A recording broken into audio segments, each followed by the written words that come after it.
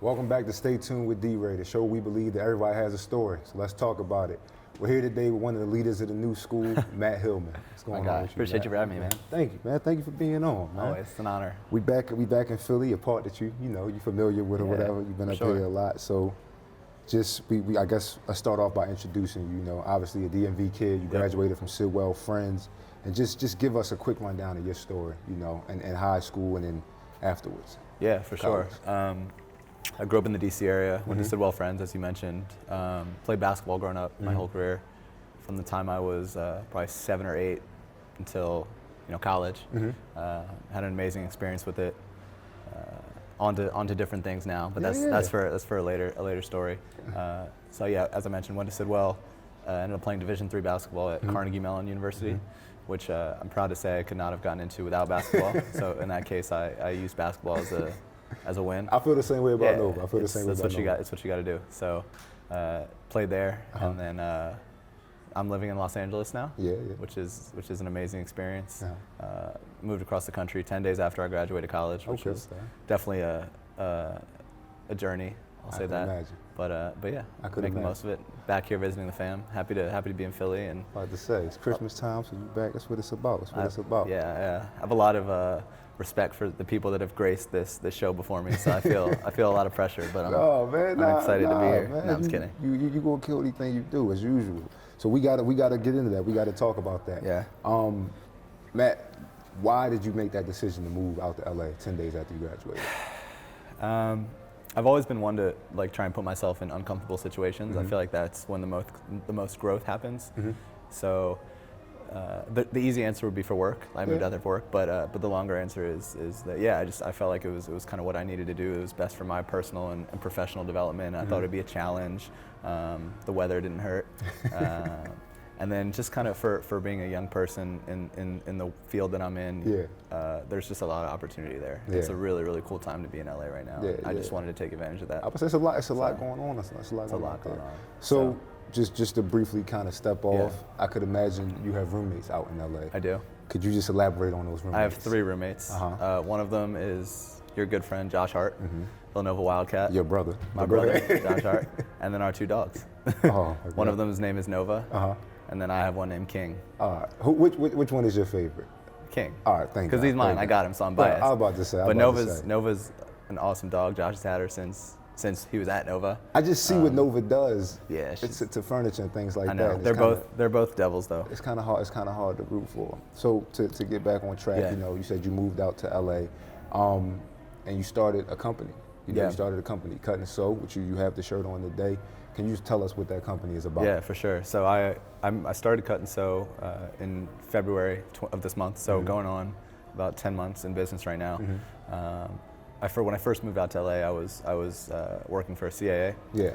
And then I went to go work for another small marketing agency after that. Yeah. And then I started Cut and Sew. So I've been out in LA about a year and a half. Started it just about a year ago. So it was about 9 months there where I was kind of grinding and working for other people. But yeah, just Cut and Sew is a brand consultancy. So we work with a number of clients from small startups to big corporations, and we help them tell their story, tap into culture, if you will, and just be cool.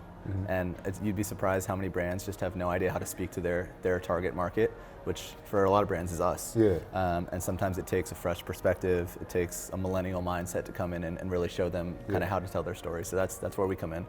We produce content, we market content, we can throw events, do social media strategy. We have a couple companies that are literally pre-launch, so we're leading their go-to-market strategy and we're helping them kind of come out to the world, and then everything in between. So, mostly in sports and entertainment, I would say. Okay. Yeah. So, and you said you spoke on the millennial mindset. Yeah. That's why I said that the leaders of the new school. I've always admired your creativity and your idea for you see things probably 10 steps ahead of a lot of people as far as just what something should be. You look at I feel like everything you look at and say, okay, what could this be? I see what it is.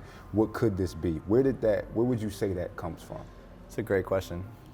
Growing up, I was always, I would say, like a student of culture. I was always following trends and trying to predict trends, whether that was in technology and new apps and why people were kind of gravitating to them. the latest sneaker drop, the latest hip hop album that just came out, the latest movie. I always felt like I was just studying what was happening in the world and why people were reacting to it in the way that they were.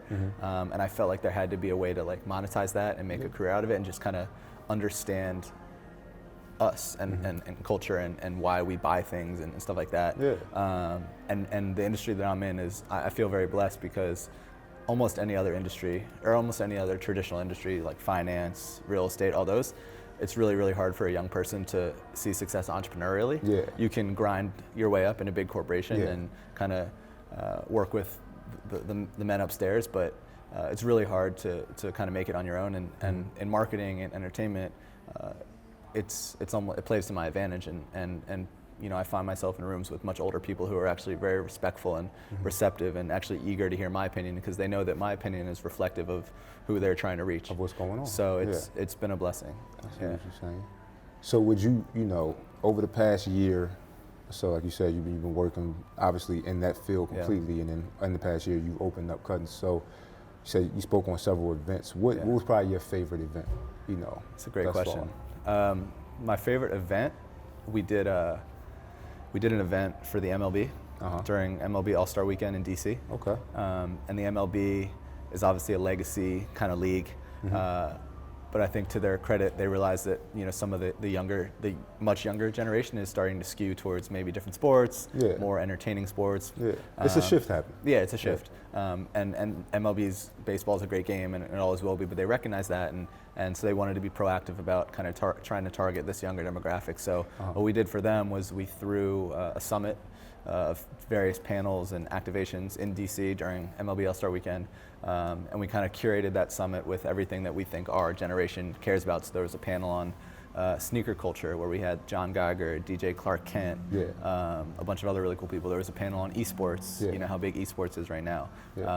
Entrepreneurship, life after the game, where we had Roger Mason Jr. speak. We had Q Gaskins, who's with the MBPA and built the Allen Iverson brand at Reebok. Like we had all these, Asani Swan, who is Carmelo Anthony's VP of Business Operations. So we had all these amazing people, and our thesis was that young people care about sneakers, culture, music, entrepreneurship, and we just kind of tried to stuff all of that in a room and put the MLB behind it and position them as culture creators. And we packed the room, got some amazing impressions on social media, and kind of felt like we successfully positioned them as accurate speakers to the younger generation.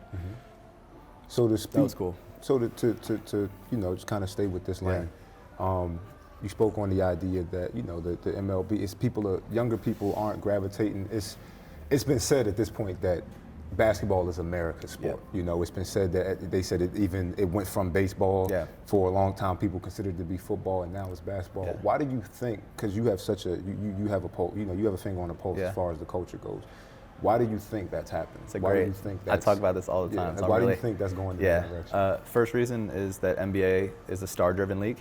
So I'm not saying that by any means that the MLB doesn't do this, but the NBA is incredible about giving their players a voice, giving the power to their players, and letting the superstars of this league push it forward into the stratosphere. I think there's other leagues that the owners want the credit, the teams want the credit. Some leagues wear helmets, so you can't even build a personal brand.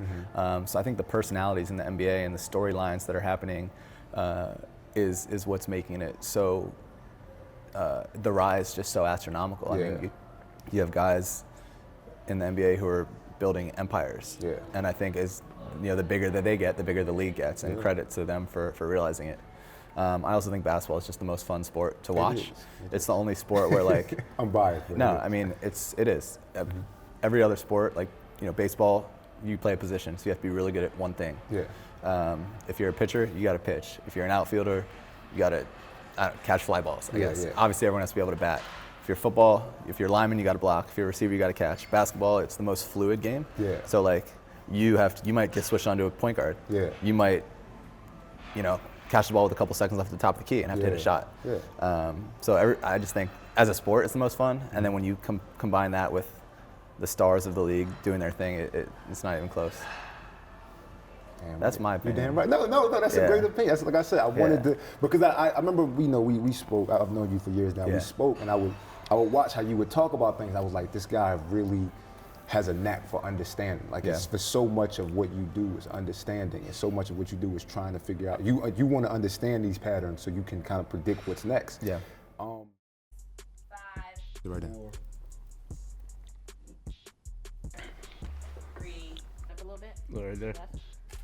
I'm good.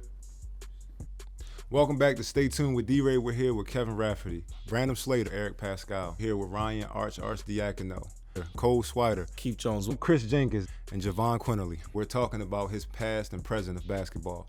But it's time to get into something more important. The hair. You don't got a group chat with your man? Y'all don't got a group chat? New Jersey, Hackensack, New Jersey.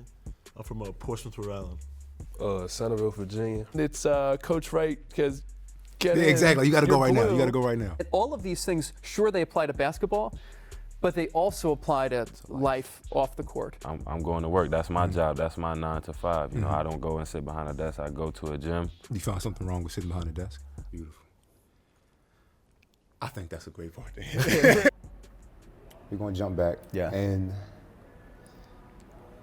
2016 was obviously a wild year for anybody who was, I hate to say this, a wildcat. I promise I didn't set that up like that. You know, with the national championship just going from place to place. And it was a wild year for you too, because you were there for a lot of that ride. And you met your girlfriend, Catherine. Just talk to us about that trip from your perspective. Yeah. I love to hear from, obviously, like I was, I'm sure. on the court most of the time. I don't know what it was like. I love to talk to people and find out what that year was. Yeah. I'll take it back even further. I've been, Villanova basketball adjacent since 2013, 2014, Josh's freshman year. So it's been like an interesting situation for me because I'm obviously been close with you guys. I've known you for a while, but I'm not on the team either. But I felt like I was there for a lot of the cool moments for you guys. And then 2016, when you guys won, it was in my, outside of any team that I was on, it was the first time I was able to cheer a team that I genuinely had a personal connection to and watch them go really far. I grew up a Redskins fan. I didn't know anybody on the Redskins. I grew up a Wizards fan. I didn't know anybody on the Wizards, and they both weren't good.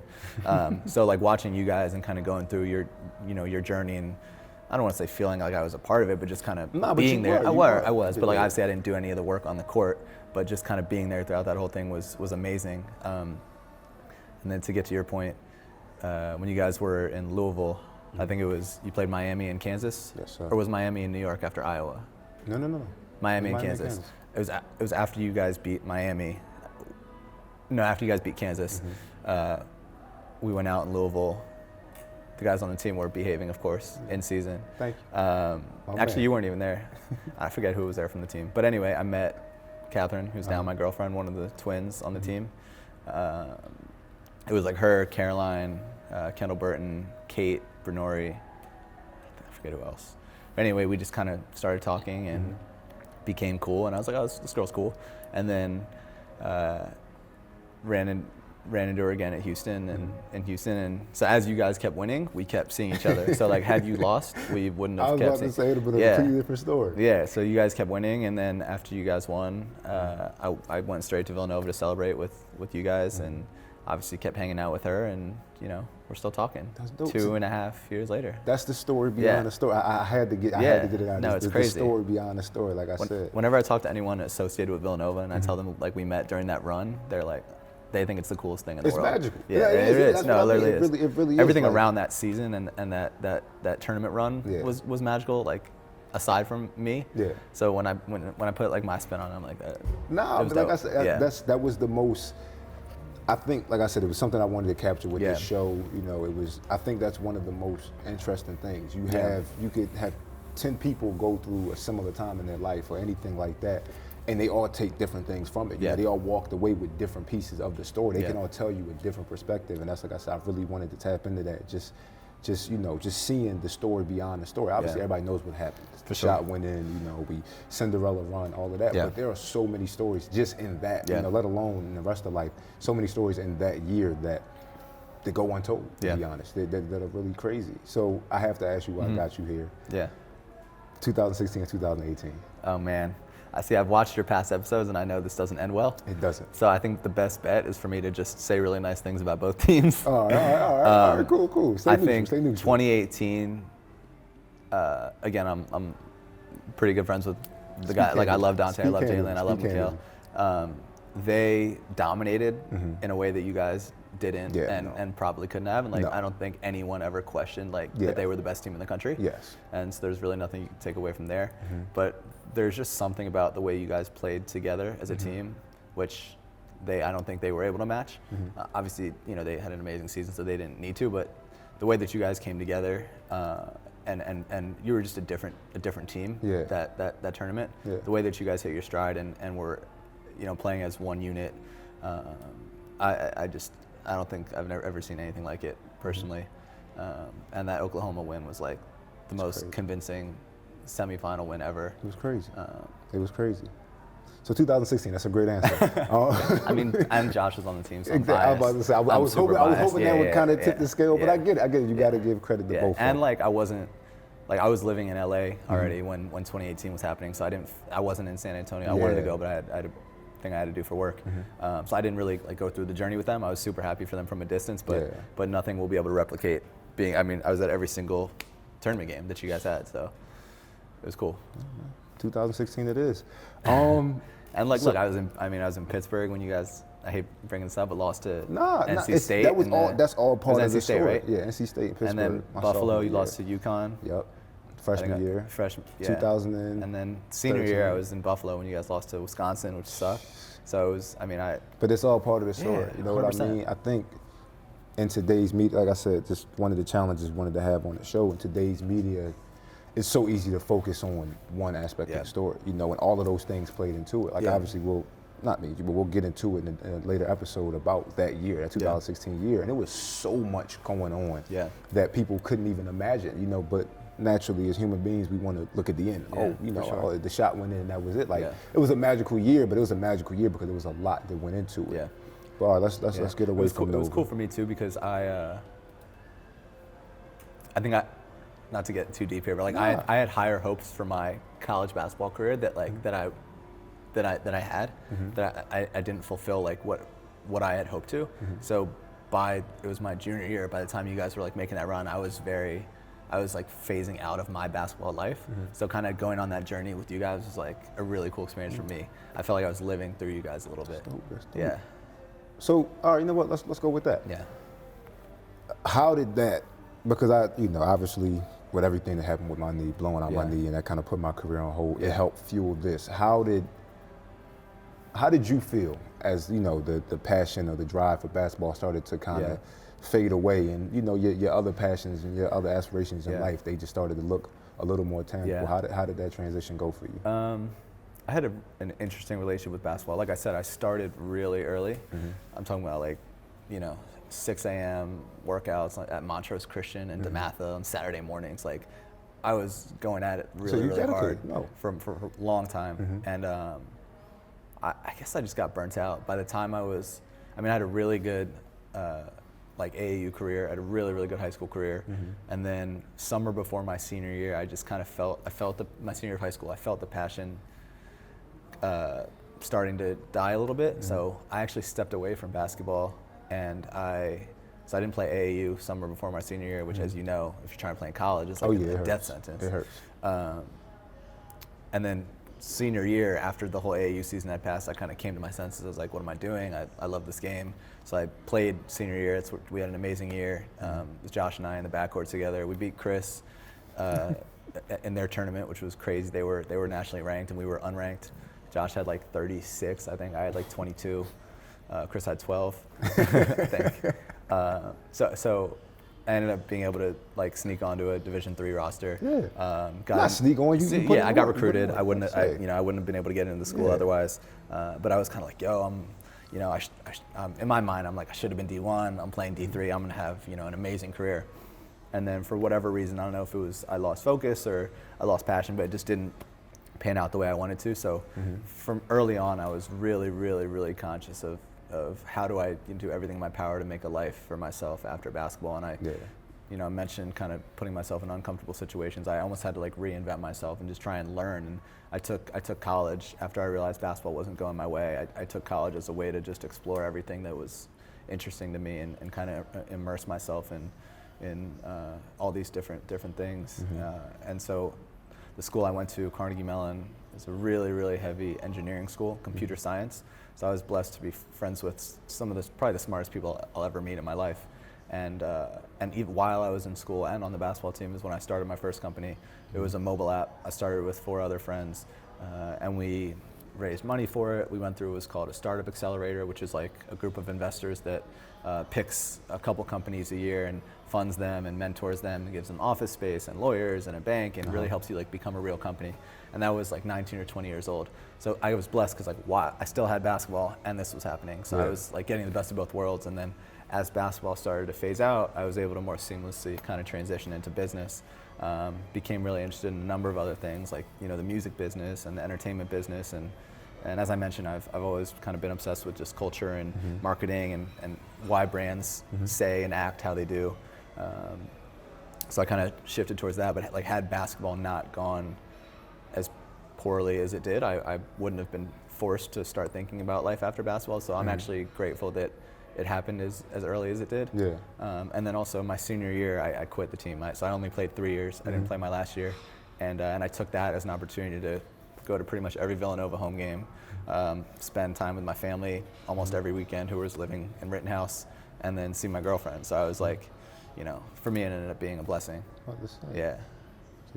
So you took a negative and turned it into a positive. Yeah. I mean, that's what it's about. Like it's not. The road to success it's not straight and narrow. It's a bunch of twists and turns, and it's really not about not having any hardships. It's about just the idea you got to just keep fighting. You got to just keep going. So obviously, like you said, at 19, 20 years old, you were seeing that kind of vision take hold, and you could see that. You have, like I said before, you have a knack for just seeing the future, to be honest, seeing the future and seeing where things are headed, because of your need for understanding. What do you see Cut and Sew being in 10 years? That's a really good question. So right now we're a marketing agency. We help brands, people tell their story to the world. We help them, build their company, which is amazing because I get to go from working with a mobile app to an NBA player to a scooter company to a sneaker company to a media property to like an esports team. So like we do all these different things, which makes for every day being different, and like I'm super grateful for that. I wake up every day like, what's happening today? How are we gonna make our clients happy and go win more business? I think where I see Cut and Sew going is I see it growing and becoming a much larger marketing agency that really has the tools and the resources to make anything blow up. And then I see us building our own brands and our own products that we're then able to kind of run through the marketing engine that is Cut and Sew. And so we can really have ownership in products and build them from the ground up, and maybe working with players and celebrities. It's like a huge thing now, like all like talent, they don't want a quick check from a brand anymore. They want to build their own brands. You see what Bron's doing with Uninterrupted, and there's countless examples what Kevin Durant's doing with his YouTube channel with 35 Media. So I think there's like a really a wide open lane for us to come in and work with people like that and help them build businesses, all through kind of what we've built at Cut and Sew. So that's what I'm thinking. I also I see us getting into investing a lot more. We have a couple early stage companies that we've decided to put some money into. And that's something we're like really interested in is venture capital. So I see that being a really important part of our business going forward. Yeah. You got the vision, man. You got the vision. All right. What about you? Where do you see Stay Tuned going? I see Stay Tuned being the talk show that isn't afraid of anything. Not afraid to get into political debates or sport debates or not necessarily debates. Sometimes it could just be just for the sake of conversation. You know what I mean? But I see Stay Tuned being the show that allows everybody to ultimately tell their story. Beyond the story and behind the story. Like I said, just in growing up, I realized in so many ways that no matter who you talk to, they have a story. You know, they have something that they saw that nobody else did. Yep. And I want this show to be the show that helps everybody tell their story. Yeah. And I think so many times, like I said, I kind of like where things are going in the sense of social media is bringing the quote unquote celebrity of the world and the quote unquote average person closer together. Yep. You know. And I just want this show to be the thing that kind of just, it helps get those stories out there that much better. It's cool because anyone can build something from anything nowadays. Exactly. If you have the content's there, the branding is there, like you can. Like people talk about the the American dream, and it's like that's the American. No, we're dream. living in it. Exactly. Like little kids in their parents' basements are becoming famous YouTubers because they make really good content. And like it used to be, what they're making now in like, if you fast forward like 10 or 15 years, or rewind 10 or 15 years, what they're making now would have been like amazing quality back then. Like the tools that we have, we can go buy a Sony, whatever the name of the camera is. Like we can go buy an amazing microphone and have a pod. Like that's what I like. And like I said, I've always, that's one of the reasons why I admire you. I just tip my hat to anybody who has a vision of something that's just like, I don't care if I'm too young, I don't care if, too young, or I don't have this experience, I don't have that experience, or they just will their way into making, the thing. And to me, that's what pushes the culture forward. People always ask me like why I like started a business when I'm so young. And for me, that's like the funniest question to ask. So I'm why like, not? Do you want to wait until you have a kid? Exactly. Well, I never understood that either. Other mouths to feed, or do you want to do it now? When you have the energy. Yeah, and the the time earlier you start, the yeah. more time you have to pick up momentum. Exactly. So, I hope I never have a boss. No, I've been blessed. We'll see. I don't think you will. I don't think you will. And even if you do, it's like you work with what you got. Like I said, it's certain people you just gotta respect. Yeah. Because anybody who's a hustler in the sense of they can just take something, they just will their way into figuring it out. They just find a way. Like I respect that. Like I said, I want this show to kind of reflect that. You know what I mean? Like I have no history in broadcast journalism, or I took courses while I was in college. I graduated communications degree, but so much of this is like, let's just try it. I remember when we started the show. My cameraman Caleb's on camera. Caleb Lucky, we started the Shout show. out, Caleb. Before we started, I looked at everybody in the studio and I said, listen, this could be the worst thing ever on film, or this could be the best thing. Yeah. I really don't know. The only thing I can't live with is not finding out. And like I said, anybody who's just willing to just go for it. Yeah, there's no excuse not to.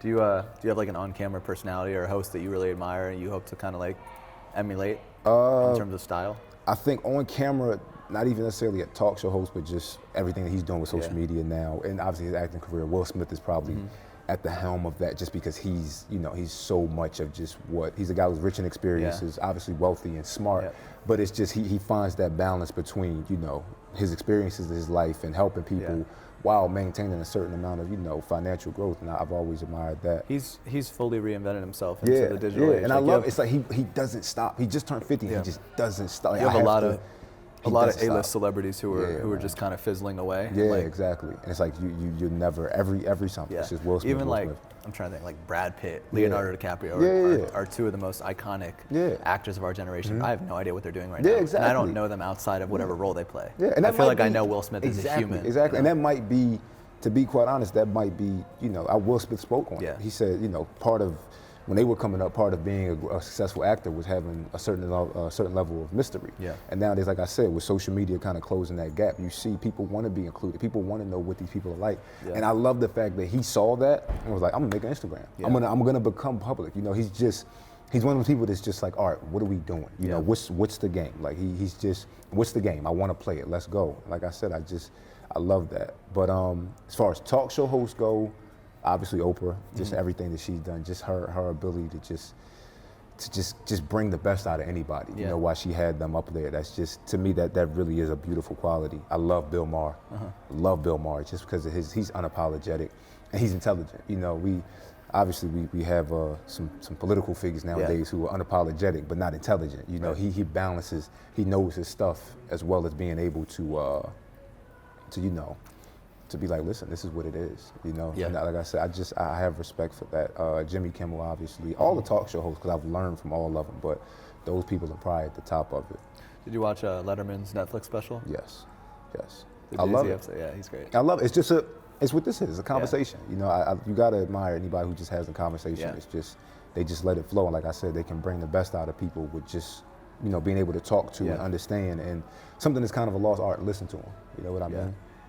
So, to get off of me, thank you, man. Thank you. You allowed me to just to kind of open up a little bit. I didn't realize certain things about myself till I just said it. To wrap up, you know, in recent times, we spoke about the past, spoke about in 10 years. In recent times, what do you want people to stay tuned with, you know, with you, just coming up? It's a great question. I mean, stay tuned with my business, of course. I feel it's kind of, it's what's consuming me most right now, so that's obviously, that's gonna be the first thing. It's your passion. Yeah, it's my passion. I wouldn't change it for a thing, and I would say stay tuned for that, stay tuned for the evolution of it. We're hiring, if anybody's interested in a job. Yes, stay tuned for, I would say, just my personal growth as well, and philanthropy is something that I feel passionately about and I want to get into. And then from I'm trying to think, I want to like flip this from like, there's certain things that people should stay tuned to from like an industry or like a trend perspective. I'm trying to think of what those would be. Stay tuned for esports. I'm super passionate about esports, and I think that there'd be a time where esports are bigger than any sport we've seen right now, just because of how borderless they are and how they're based on software. So like I could play a kid in China in Fortnite right now, but like I can't play a kid in China in basketball. So we're doing a lot in the esports space. I would say definitely stay tuned to that. That's good. Yeah. Stay tuned, man. Stay tuned. Like I said, thank you, man. Thank you. I had to get you on here. Like I said, just you're a leader of the new school. You already are, but in 10 years you're gonna look up and like, this guy had a vision. He just kept going, and you kept growing. And that was something, like I said. So you know, we met each other in college. I could see immediately that you had that. And I need people like you. I want to thank you. I need people like you on this show that, you know, get that point across. I'm grateful for it, because we were talking about this off camera, but since I started Cut and Sew, it's just been like a million miles an hour, and I haven't really taken. There's been aspects, like, because I've put so much into it, there's been aspects of like my personal life that have kind of taken a back seat, and I just haven't really taken the time to slow down and talk through it from start to finish. So 10 years from now, selfishly, like, I'm gonna be excited to watch this, and I'm grateful for the opportunity to tell my story. Oh, man. And like I said, a lot of the people that have been on the show before me, I have a lot of respect for, including you. So I'm happy to be here. Oh, man. Thank you. Appreciate you. Thank you. All right, so we're here, like I said, we're here with Matt Hillman, man. And stay tuned with everything he has going on, from esports to Cut and Sew to his personal life and growth, man. Thank you. Yeah. Thank you. Let me say it. Yeah. You want me to do the closing? Hold up.